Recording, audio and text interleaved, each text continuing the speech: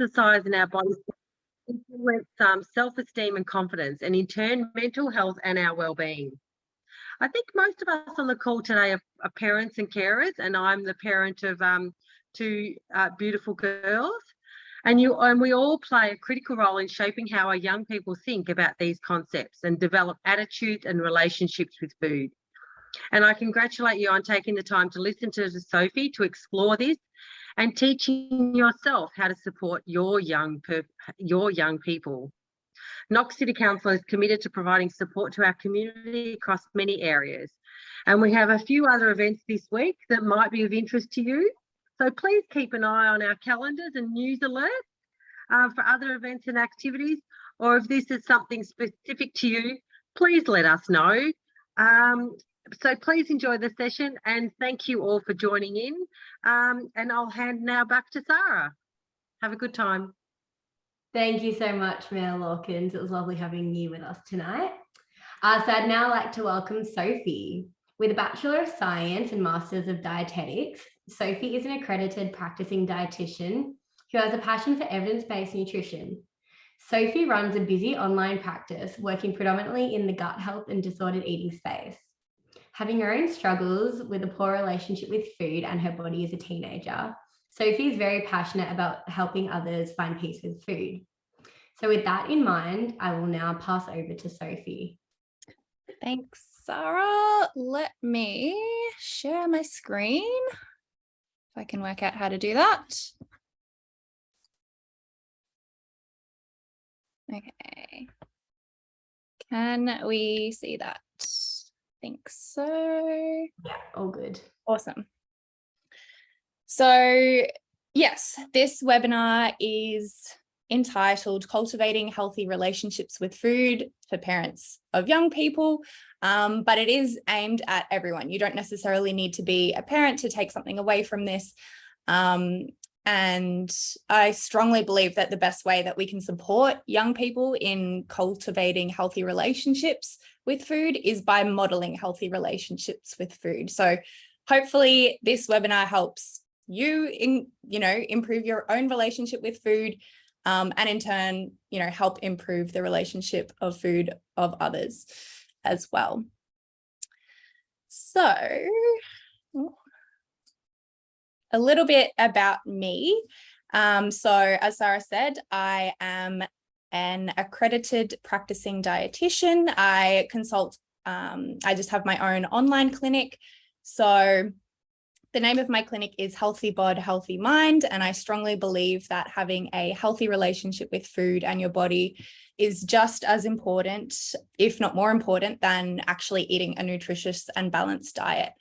So I predominantly work in the disordered eating space and eating disorder space. So I see a lot of clients, majority of which are young adults, so early 20s or late teens, who struggle with their relationship with food. So whether that be, they have issues with their relationship with food, or whether they have a full-blown eating disorder, whether that be anorexia nervosa or anything like that.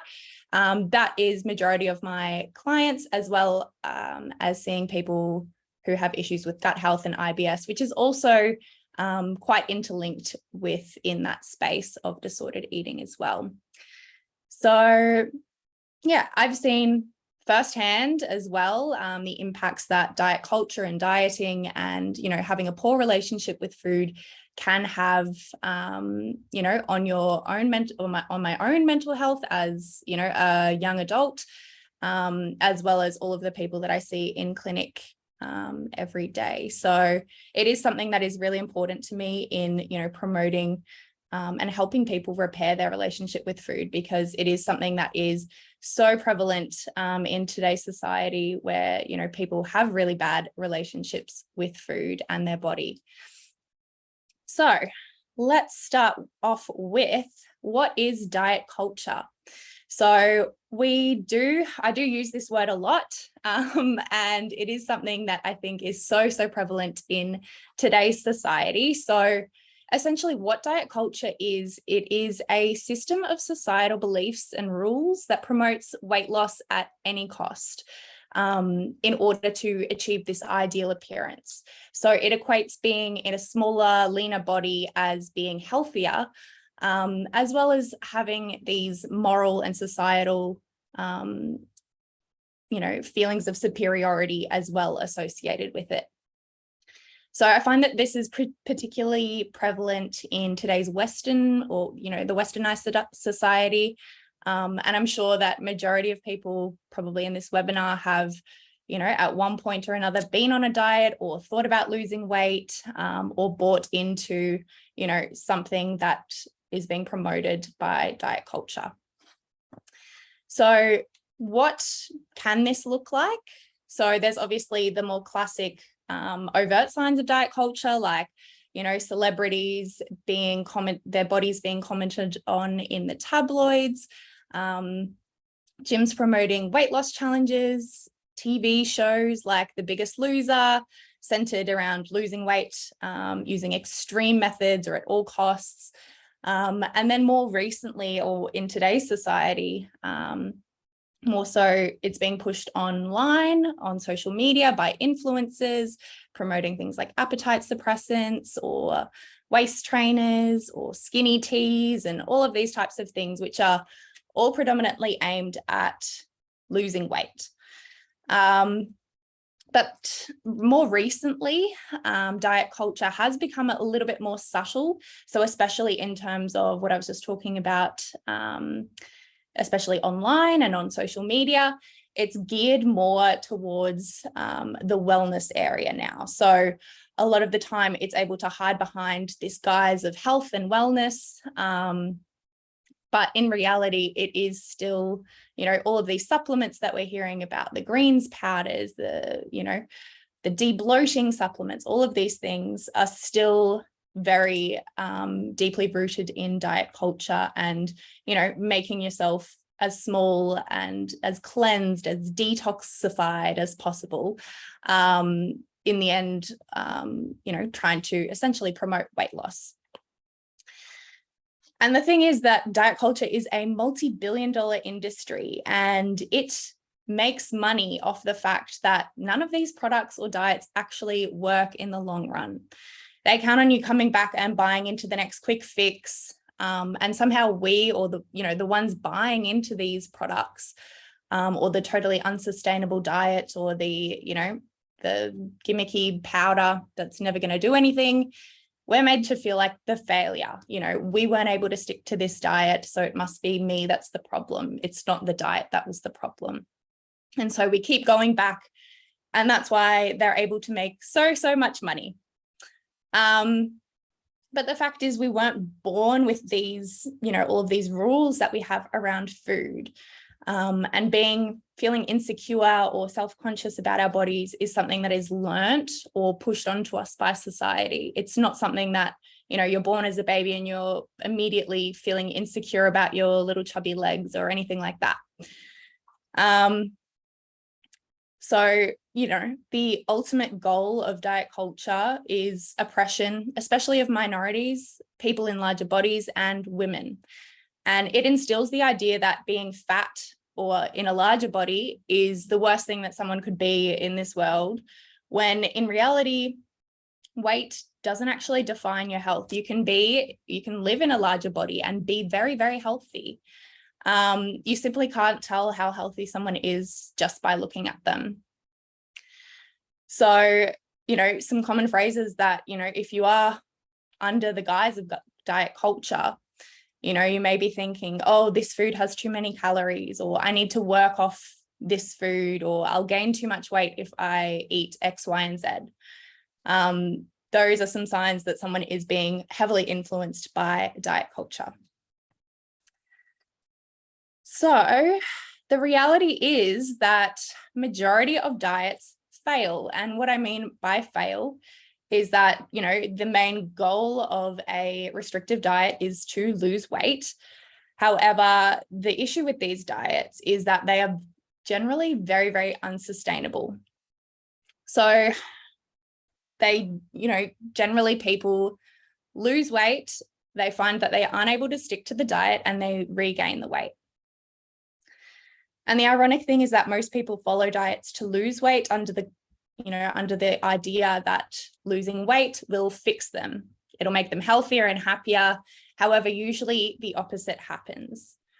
So majority of chronic dieters end up regaining the weight that they lost on the diet plus extra, which is what you can see here. So the weight is going down when you're on the diet, and then you realize, oh, actually, I can't stick to this diet. It's very restrictive.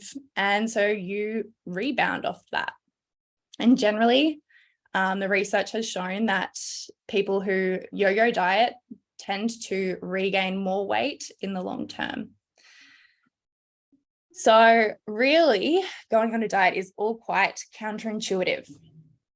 So when we restrict ourselves of food, or foods that we actually enjoy, we often think about them more, which can then in turn, lead us to obsessing over them and lead into cycles of, restricting foods and then binging on those foods later on when we, lose willpower or, have a moment of weakness. This generally leads to, much poorer mental health, feeling like a failure when you can't stick to the totally unrealistic rules that you placed on yourself, and just generally feeling a lot worse than before you started the diet. It also can, tend to lead us to lose the ability to listen to our bodies and understand how much food we actually need and when we need to eat, and, really tuning into our hunger and fullness cues, which can obviously perpetuate this cycle of restricting and binging as well. So what does a healthy relationship with food actually look like? So a healthy relationship with food is one that allows all foods without restriction. So no foods are off limits unless, of course, it's for ethical or medical or religious reasons.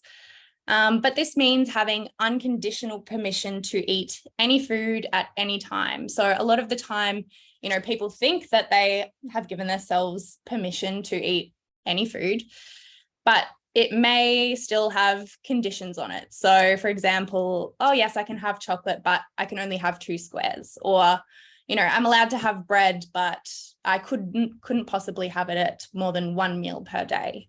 So it means, getting rid of all of these other rules and all of these food rules that we have, and just letting yourself be more free and, lifting some of that restriction off. Because when we do still have all of these conditions around food, that is when it can lead to feelings of guilt or shame.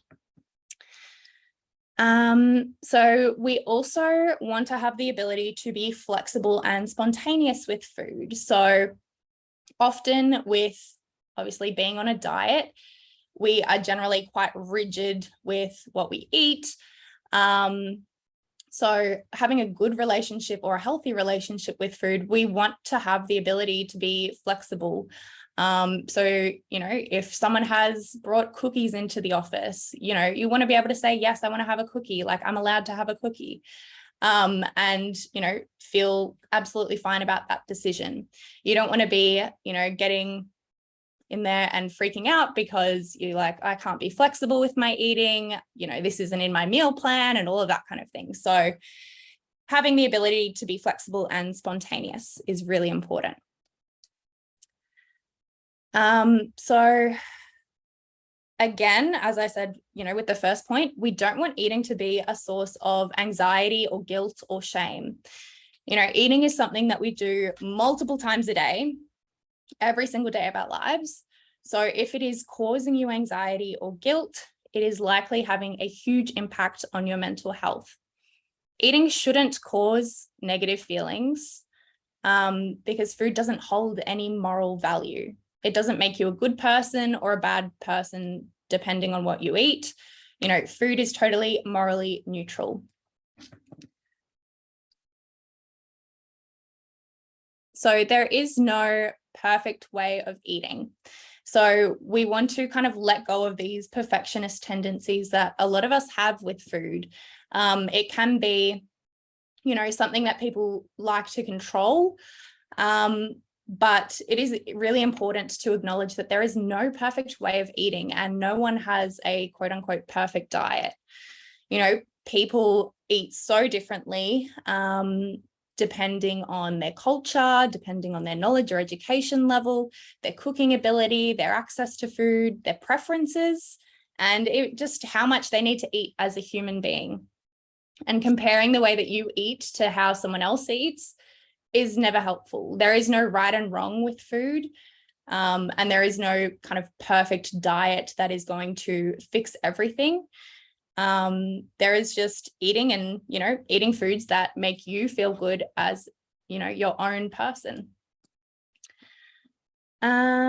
So yeah, leading on from that, making a conscious effort to eat foods that nourish your body. So I know I probably freaked some people out by saying, we don't have food rules, we can eat whatever we want. But this doesn't mean that you're only going to eat those less nutritious foods. Having a healthy relationship with food also means making a conscious effort to eat foods that fuel your body, and feel good for your body, and taking notice of the types of foods that make your body feel its best. So it is quite funny to me as well, because a lot of the time when we actually do take the pressure off ourselves to eat perfectly or eat on a certain strict diet, we actually kind of want to eat the healthy options. We want to be choosing foods that make us feel good, because you're not trying to rebel against those self-imposed rules, but instead you're actually thinking about what is going to serve you the best and what is going to feel the best for your body. So the last point is that, food should be recognized that it's not just calories. It's something that is drilled into us a lot, especially in the media, that, we need to choose the lowest calorie option. Food is just calories. It doesn't matter what you eat, calories in, calories out, all of that kind of thing. But it's important to remind ourselves that we can eat for a number of reasons, not only just to fuel and nourish our bodies, but also for enjoyment, for pleasure, for social connection. And food shouldn't be just seen as something that you need to burn off, but something that helps allow you to do all of the things that you need to do in your busy life. So how do we develop a healthy relationship with food? So this part is, aimed at both kids and adults. So setting up a healthy routine is really important. So eating regularly, ideally kind of breakfast, lunch, dinner, and a couple of snacks, can really help to maintain energy levels, help you feel nourished, and help your body as well to know when to expect food. Because if we're eating erratically, it can get a little bit tricky when your body's not sure when the next meal is coming. So tying into that, eating regularly and consistently can really help to regulate your hunger levels. As babies and children, we're very in tune with our hunger levels, hunger and fullness levels, and we're able to eat, when we're hungry and then stop when we're full. But often as we grow older, we get busier, we've got more stress, we've got emotional things going on, and we can stop listening to these cues. And especially with dieting, we often, try to ignore these cues in pursuit of weight loss, ignoring your hunger levels, trying to suppress your appetite as much as possible. So tuning in is really, really important. So on the hunger scale, we want to stay kind of around this 3 to 7 area. So level 3, getting down to a point where, you could eat, you're not super hungry and ravenous like you are, down in the 0, 1, 2 area, because that by this point, you're likely feeling the effects of being really hungry. You've got a rumbly stomach, you're feeling a bit, faint, you don't have much energy. So we don't want to get down to this level. We want to be at the level where you're like, yep, I'm ready to eat. I could have something now. And what that also helps to do is help you stay within this middle range here as well. So we want to be eating up to this level 7 point of fullness where, you could fit in some dessert, but you're feeling pretty, full and satisfied, rather than eating up to this point of fullness up here where it's level 8, 9, 10, and you're feeling, quite sick, you're feeling really stuffed, really lethargic, and not great. So by kind of staying within this level here, the 3 to 7, and not letting yourself get down to this really hungry level, you can help kind of avoid that overeating or overshooting your hunger, your fullness level. Because when we get really, really hungry, it's, a lot easier to then overeat, because you're so hungry, you're eating really quickly. And yeah, it's really easy to overshoot that level 7 hunger. So the other thing that's really important when we are eating too is being really present when you're eating. So that is, eating mindfully. So that can help you, first of all, become more in tune with your hunger and fullness levels, because obviously when we're distracted, we don't necessarily tune into that or notice that as much. So eating at the table as a family without distractions, like, not having TV on or phones on, or, not eating in front of the computer while you're working, and all of those types of things can help you become more present when you're eating and help in avoiding eating past that point of fullness. Yeah. So the next point is we want to be really aware of how we speak about our own bodies. So I see a lot of clients who struggle with, their relationship with food, and very often, it can stem back from, comments that they've heard as a child, comments that family members make about their bodies, and it really impacts them, in the long run. So talking about how our bodies look, regardless of the intent, whether it, is intended as a compliment or whether, it is in a more negative way, can be really harmful. So there's, no need to ever comment on someone's bodies on our own or on others' bodies. So a very common example of this, when, it's intended as a compliment, could be commenting on someone's weight loss. So saying, oh, wow, you've lost so much weight, you look amazing. What this does is open up the person to thinking, okay, did I not look as good before? It's really praising them for losing weight. It can also make them feel more self-conscious. While meant as a compliment, not all people are trying to lose weight. So you could be inadvertently commenting on, them being sick or, grieving or being really stressed or anxious or depressed or struggling with their own poor relationship with food or an eating disorder. So there's many reasons why people do lose weight, and commenting on someone's body, generally is not going to be a positive thing for the other person. It also reinforces that ideal that thinner is better, more desirable, when in reality, how thin or lean someone is has no impact on their worth as a person, how good of a friend they are, how good they are at their job, any of those positive qualities about them.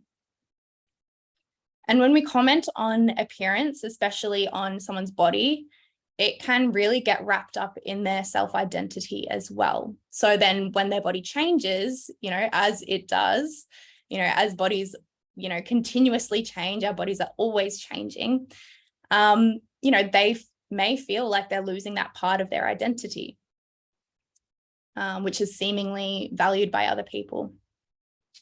So alternatively as well, when we make negative comments about ourselves in front of others, especially, if it's in front of your kids or that kind of thing, we open their minds to thinking negatively about themselves as well. So for example, if mum doesn't like how her stomach looks, should I be worried about that too? Or, I wonder what she would think about my stomach then, and all of that kind of thing. So it promotes insecurity and the idea rooted in diet culture that our bodies are something that we need to fix, and that there's something wrong with us if we don't fit into this extremely unrealistic ideal of the perfect body. So comments like, I need to go on a diet or I need to lose weight, again, just perpetuates this idea that our self-worth is tied to our weight, and that being fat or, in a larger body is something that is bad or something to be ashamed of or afraid of, which it's not. Again, putting the focus onto weight rather than onto health. So in saying all of this, we don't necessarily need to love everything about our bodies, which, is what is known as body positivity. But instead, we can be body neutral. So body neutrality is different from body positivity. You don't necessarily have to love every single part of your body, but you do have to accept it. And instead of concentrating on your physical appearance, with body neutrality, the focus is more so on the body's abilities and non-physical characteristics.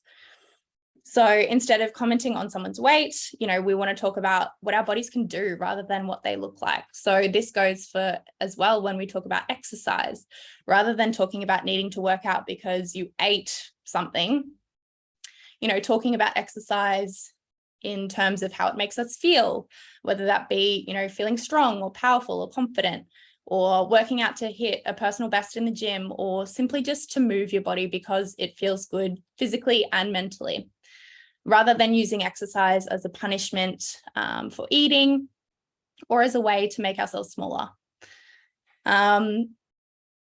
Especially, really important around kids, how we talk about all of these types of things, because, comments like that can really stay with someone for a really long time. So again, using compliments that aren't, aesthetic related, but instead, focusing on personality traits or, how someone makes you feel. So whether they're a good listener or they're really creative or they have a good energy or they're really funny, all of those types of things, rather than, wow, your abs are really popping today. So we also just want to get kids involved in the kitchen. So I think that's a really important part of building a healthy relationship, from a young age. Cooking can help to get kids more, inquisitive and excited about food and trying new things, can broaden their experience in trying new flavors and different cuisines, and as well as developing their cooking skills, which is a really important skill to have in life, because people use Uber Eats a little too much these days. So yeah, I think it's really important to help them get involved in the cooking and the making of the meals. Can help them associate fond memories of cooking together, with all of that kind of thing, so that when they're older, they have these positive and enjoyable memories of food as well. Can also help with, picky eaters, giving them some control with the meal, and helping them get involved with making it, can often help in terms of getting them to be a bit more likely to eat it as well. So another really important thing that I want to talk about is labeling foods as good and bad. So as I've touched on already, diet culture can have a big impact on our food choices through placing moral value on food. So food does not hold any moral value. And, thinking about it, what actually qualifies a food as being bad and what qualifies a food as being good? The terms are very ambiguous, and there aren't, defined parameters for measuring how good or bad a food is for you. We might have been told that foods with lots of sugar or fat or, processed foods are bad for us, and foods with, more fiber or vitamins, or they're natural or low calorie, are good for us. But the issue is foods aren't black and white like this. What about a food that has lots of sugar, but it's natural? Or a highly processed food that is low calorie? Where do these fit in, and how do we kind of, discern whether they're good or bad? And then, again, when we do place this moral value on food, we have these unconscious thoughts of labeling foods, which is really destructive to your relationship with food. And we think things like, oh, all carbs are bad for us, or, I'm having a cheat day, so it gives me, I can eat all the bad foods, and, following these kind of rigid food rules.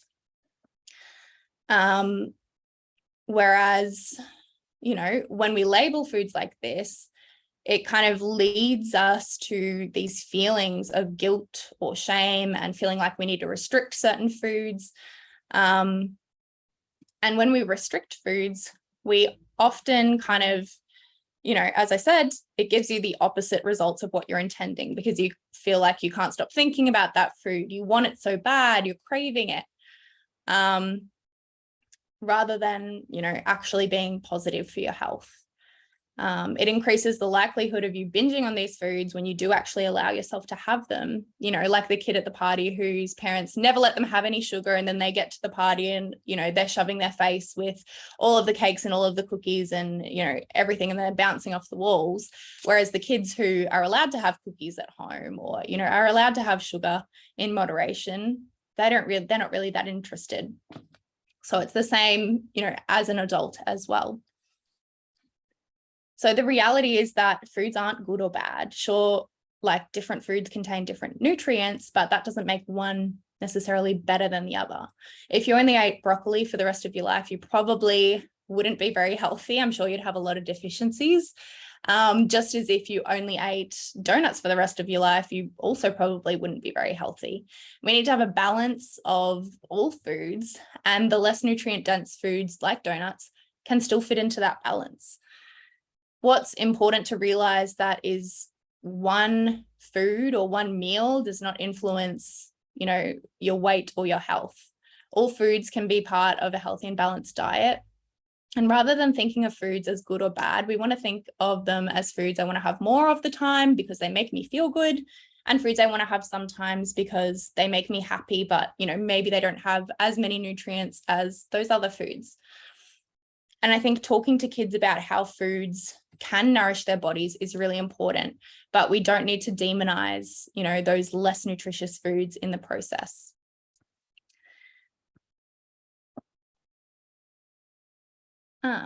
We also want to stop using food as a reward or punishment. So it is quite common for parents to offer, a special food, usually an unhealthy one, or, less nutritious food as a reward for good behavior, or to withhold treats as a means of punishment.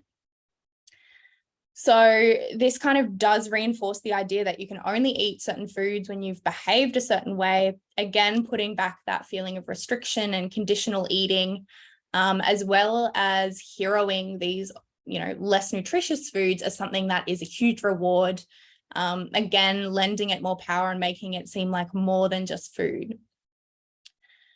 So they may also start relating, these less nutritious foods to, certain moods. So when, feeling good about yourself, and then that can also develop into a coping strategy or an emotional eating later in life.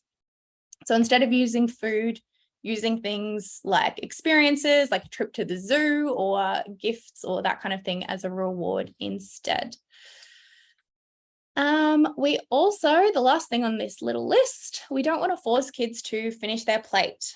So historically, kids were told to eat everything on their plate to reduce waste, especially in times of food scarcity.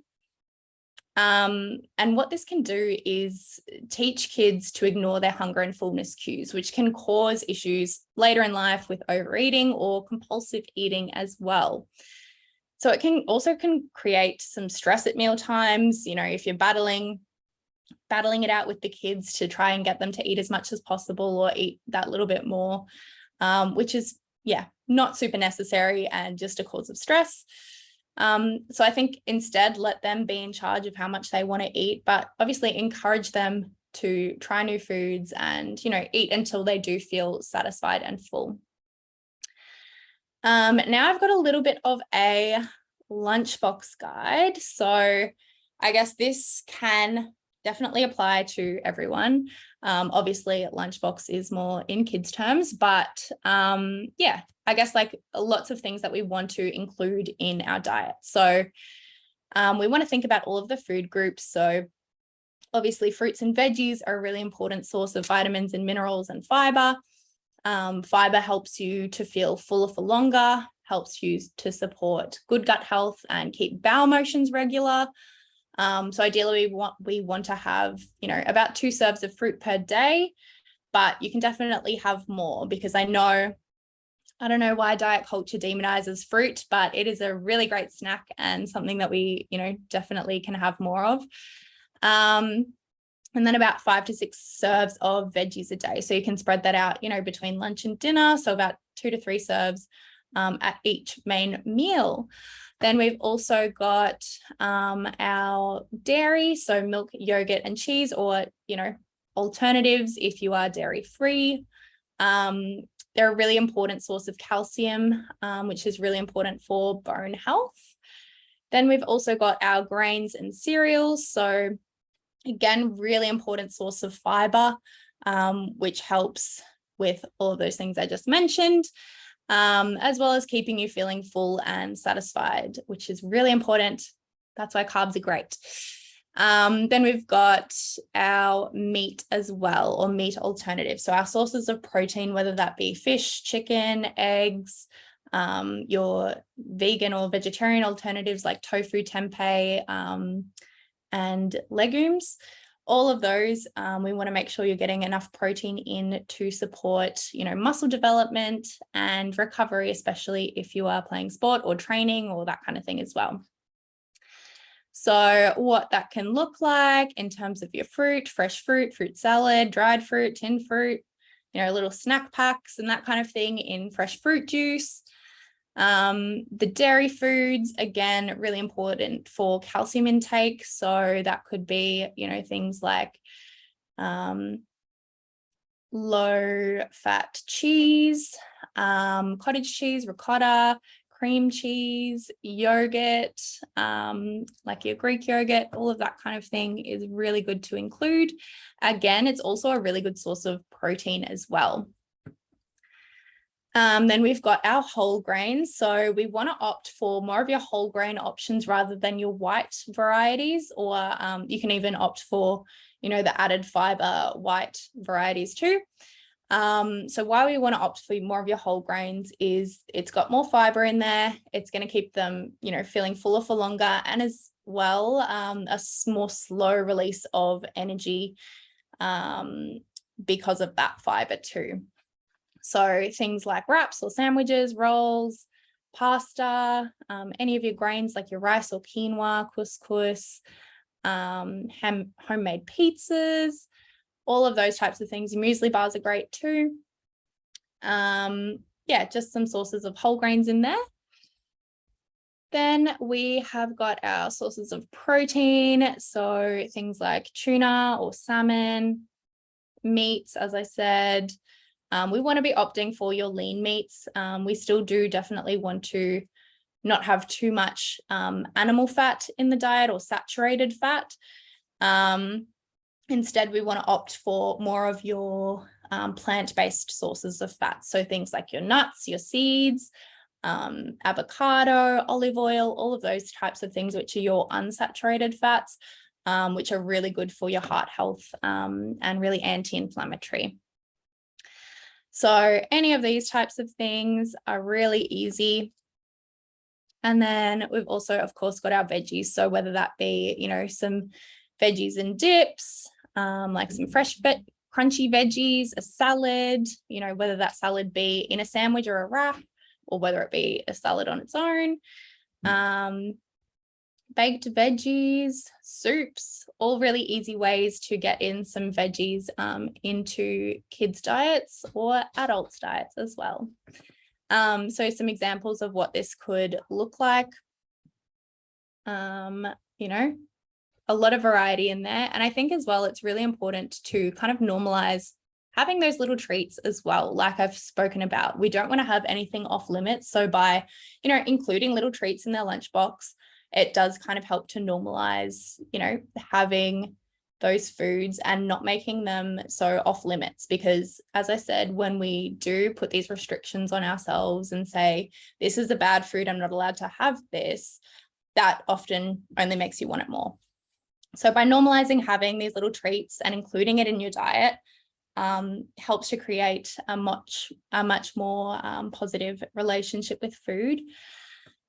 And I like to think about it in a sense of, okay, if I am having some chocolate or, a donut or whatever it is as a snack or, as part of my meal, what can I add to that to make it more nourishing, more filling, and more sustaining for me? So maybe adding some fruit or, having some yogurt on the side or something that's going to make it a bit more filling, a bit more nourishing, but also still, honoring what you feel like and, what you're craving. So some snack ideas, like I said, if you are having something like something that's more of a traditional treat, bulk it up with something that is also a little bit more healthy and a little bit more nutrient dense so that you kind of have that balance. And it doesn't have to be all or nothing. But that pretty much concludes everything. So thank you all for listening. And I would love to hear if you have any questions. Thank you so much for that presentation, Sophie. It was wonderful, and I'm sure there are many questions in the room. Before we do go to our Q&A, we'll give Sophie a minute to catch her breath, and we'll put up a quick little poll on your screens. So it'll be really great if you could just quickly respond to this, and then we will get right into the Q&A with Sophie. So if you do have any questions that pop up, please pop them in the Q&A section down below near the chat, and we will get to them in a minute. Can you see the poll now? Is that up, Sarah? Not for me. Sorry, having issues. That's all right. Always huge difficulties. Yeah, now Right. that's up.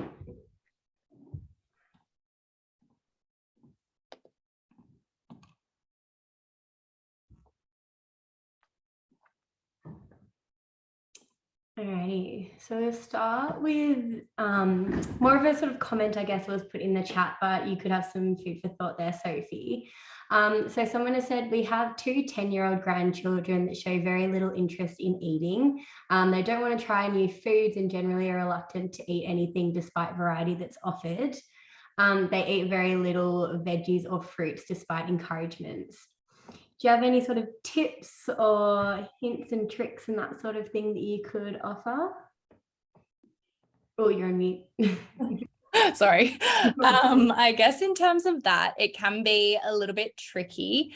But I think definitely trying to get them really involved, asking them, the types of things that they do enjoy and they like, and then trying to bulk up things with veggies as hidden as possible. So whether that be in, pasta sauces or, grating veggies into that, or making smoothies, or, I don't know, like tricking them into thinking it's like a thick shake or, something like that, and getting some fruits and veggies in that way. Because it can be quite tricky when they're not super interested. But I think it's like trying to find that middle ground of, making sure that they're, eating enough, trying to sneak in little, things into what they're having or what they enjoy. And also, I guess, giving them a little bit of power in terms of choice and asking them, what they want and trying to work with them on that. Thanks for that. There was another question here, and those who haven't answered the poll, if you could just answer the poll, that'd be really helpful for us in our work. That'd be great. Thank you. I'll just leave it up for another minute. One of the questions was, it was a great presentation. Thank you, Sophie. Wondering how they would approach telling someone to watch it without offending them. Obviously the recording, yeah. Oh, watch the recording. Yeah, so to tell someone to watch it, because obviously they feel like it might help someone, but don't want to offend them at the same time. Like how to word that, I think is the question. Oh, I think just saying maybe, I found this really interesting.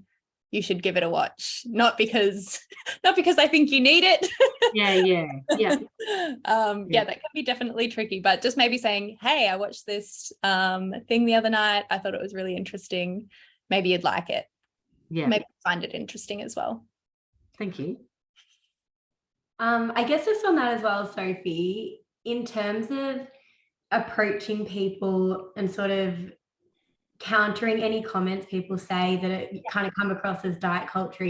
How do you sort of like not agree with that, but not make them feel, bad or, like you're attacking what they're saying? Definitely. I think that can be something that's like, definitely a bit tricky to navigate. I think it depends on the person, of course, and your relationship with them and how you normally interact with them. But I think obviously coming to it from a place of being really respectful and, recognizing that they're just a victim of diet culture. They're not trying to perpetuate it necessarily, but it may be something that is, really difficult for them as well. So I think just coming to it from a place of, just letting them know how those kinds of comments make you feel personally, rather than saying you shouldn't do that, you shouldn't do this, be like, approach it from a point or a perspective of, when you say things like that, it kind of makes me feel like this, or, where did you get that information from? Or, asking them about it and having a conversation with them about it, and then letting them know how you feel and, your perspectives on it, and being really respectful about it as well. Especially when it's, comments on people's bodies or people's weights, you can say things like, oh, I don't really feel comfortable, when you say things like this, like it makes me feel a bit uncomfortable and it makes me feel self-conscious. Or, you can, if people comment on your weight, you don't necessarily have to engage with it. You can just, change the subject. If you don't feel confident in, talking to them about it, you can just avoid the question. That's some really helpful tips. Thank you so much for that. We have another question. Someone is asking, just wondering how to support children who refuse food all day in a childcare setting. So even plain rice or pasta is refused. Some opt for fruit, which is always available, but the amount is minimal. I want to support them at care and give advice to parents. And also thanks for the presentation. You're welcome. So I guess, is this person the carer or? I think they're working in the childcare setting. Yeah. Okay.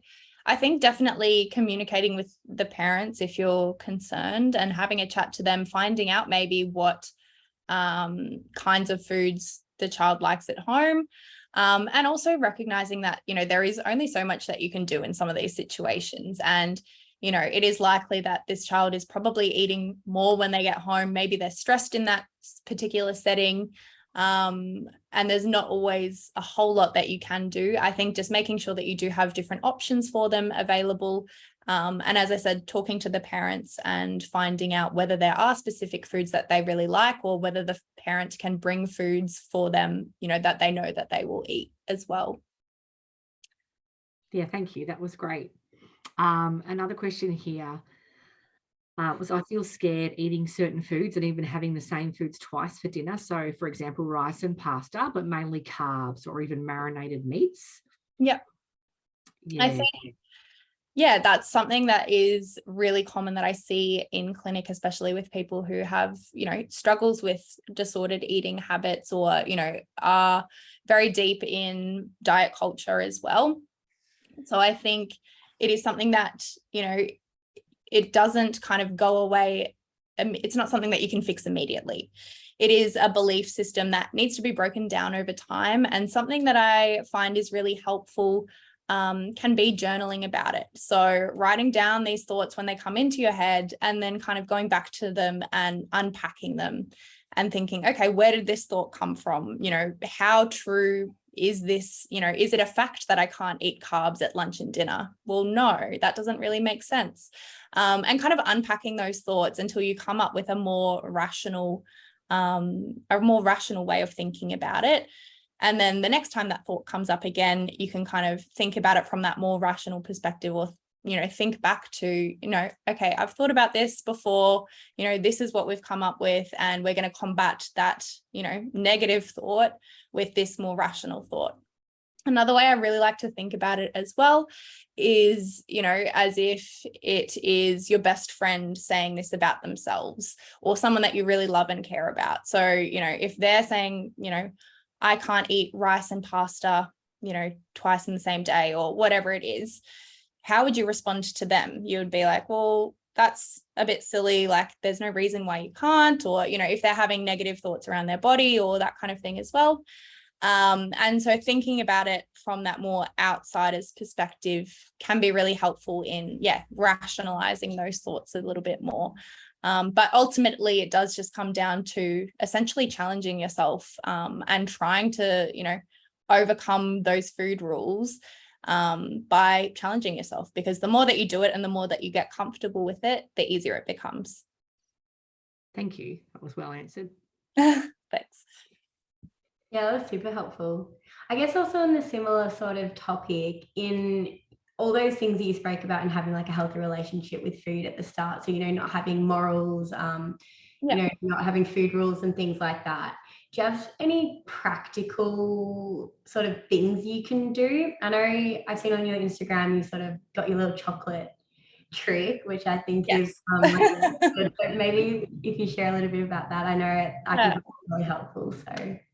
So the chocolate trick that Sarah's referring to is something that I use often with clients when they are still in, you know, quite a restrictive mindset. So what I recommend, whether, you know, it be chocolate or chips or whatever food that you feel like you can't control yourself around, or you can't keep in the house because you're just going to eat it all, buy essentially an unlimited supply of that food. So what I say is buy like 5 blocks of chocolate, and as soon as you eat one of them, restock it. So you always have 5 there.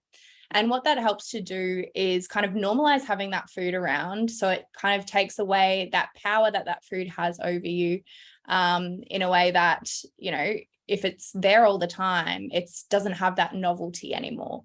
It's not something that's special, and it's not something that a lot of the time people feel like, oh, I've got to eat the whole block to get it out of the house. Whereas if you're constantly buying it and it's constantly there, you know, you're never going to finish all of it. So it kind of loses that novelty and you kind of forget about it. You forget that it's there. It's like, I liken it to, you know, listening to your favorite song on repeat. If you're there listening to it on repeat all the time, you kind of get sick of it and then you forget about it. And then it comes back up and you're like, oh yeah, I love this song. And then you forget about it again. So it's kind of just like normalizing that and getting used to it. And even if you do eat the 5 blocks in the first week or whatever it is, that would be me. Yeah, that's okay. You know, that is kind of like that first hump. And then you're like, oh, well, this doesn't actually make me feel so good if I eat, you know, 5 blocks every day. And then you kind of get over it. And then you're like, oh, well, I can have chocolate whenever I want. So it's always there. It's fine. And it loses that power. Thanks so much for sharing that one. That's great. Yeah, so helpful. We have had one more question come up in the chat. So we've got someone saying, I get many comments constantly saying I'm losing too much weight. How would I tell them what they're saying is kind of hurtful? I lost weight for my own mental health and for myself. Yeah, so I think it does come back to, again, like who the person is, how comfortable you are with sharing with them. But I think definitely just being, you know, honest about it and saying, you know, this, when you say these things, it makes me feel like this. Because I find a lot of the time, you know, people are very receptive to that when you're not, you know, attacking them and saying, don't say that, or, you know, that kind of thing. Just saying, you know, this is how it makes me feel. I'd appreciate it if you maybe didn't say those comments because it doesn't make me feel great. I think sometimes that comes hard from a parent's point of view, seeing a person, because I was speaking to a particular parent today whose you know, daughter is limiting herself to, I don't know, 500 calories a day. And meal times are crying and they sit and wait till they finish eating, you know, so it's really tough. So that's tough in itself, isn't it? For Definitely. Absolutely. Yeah. Is there any other questions while we have Sophie here? I think that's all that have come through now. I know Sophie's got her Instagram there, so if anyone, you know, wants to get in touch with her later, I'm sure she'll be more than happy to have a chat through there. Yes. Yeah, so I'd just like to say massive thank you to Sophie for coming out and talking to us tonight on such an important topic. I'm sure everyone will walk away with a lot of food for thought tonight. Also, thank you to everyone who logged on and joined us today. I hope you really enjoyed it and got as much out of this as I have. We hope you did enjoy the night, and we hope to see you at future community wellbeing events. So thank you very much. Thanks everyone for being there, and that was fantastic. And go out and buy that chocolate in the house. Yeah, go get 5 blocks. Thanks everyone. Thank you. Do you want me to end the presentation, or do you guys want to wait online for everyone to go out and we can continue to talk? Or yep. Yeah. Okay.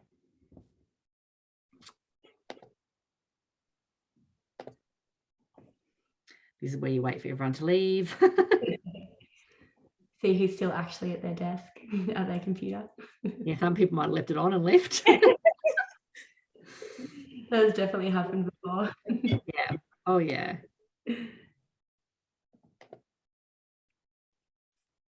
Well, that was great, Sophie. So Thank you. People are still here. That was Yeah. really helpful.